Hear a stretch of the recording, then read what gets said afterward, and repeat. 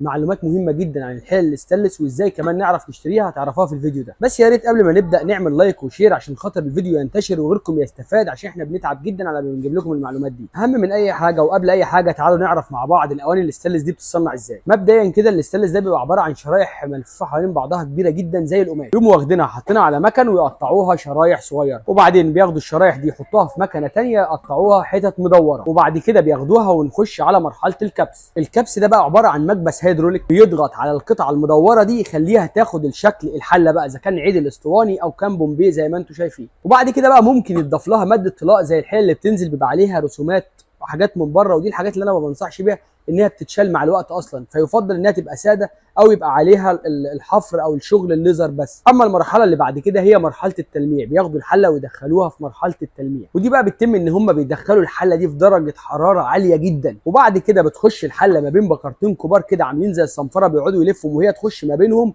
وهي دي اللي بيتلمعها. وخد بقى من كده كتير، لان التلميع بيبقى عباره عن كذا مرحله عشان خاطر اهم حاجه في الاستانلس بيتميز بيها وهي اللمعان، واللمعان الداخلي والخارجي على فكره. يعني الداخلي ده بيبقى مط لكن ده هو في الاصل كده بيبقى اغمق من كده كمان، عشان كده بيخش كذا مرحله عشان يدينا اللمعان اللي انتم شايفينه ده.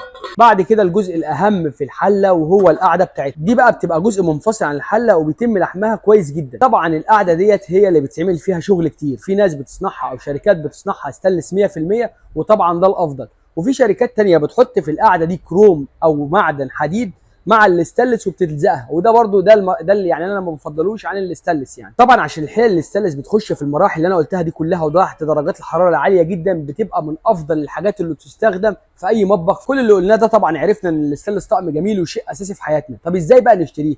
الفكره ان احنا عشان نشتري طقم الاستانلس في بعض الحاجات نبص عليها. اول حاجه يكون الاستانلس بتاعه من تحت مختوم 18/10 والجوده بتاعته ما تقلش عن 304، ده عشان يبقى صحي وعشان خاطر يستخدم.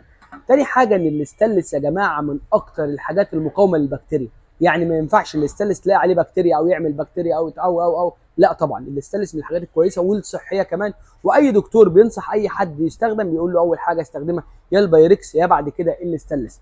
طبعا الاستانلس لما بنجيبه بنختبره بالمغناطيس، لازم المغناطيس ما يمسكش فيه، ما يمسكش في القاعده وما يمسكش في الجناب، بس في اللحام اللي ما بين اليد الخارجيه والحلق بيبقى فيه طبعا اللحام ده ما بيبقاش استانلس 100%، فممكن تلاقي المغناطيس بيشعر حاجات بسيطه في الجنب هنا كده من فوق، بيشعر حاجات بسيطه في الجنب، فده طبيعي. ولو شعر برده حاجات بسيطه تحت، اهم حاجه ما يتلزقش او ما يتشدش مننا، يشعر حاجه بسيطه في القاعده، طبعا بيبقى مطرح اللحام الداخلي، فده طبيعي جدا. اهم حاجه الجسم بتاع الاستانلس اللي بيحط فيه الاكل يبقى استانلس 100%، والمغناطيس ما يمسكش فيه بالقوه اللي هي بتسحب مننا المغناطيس.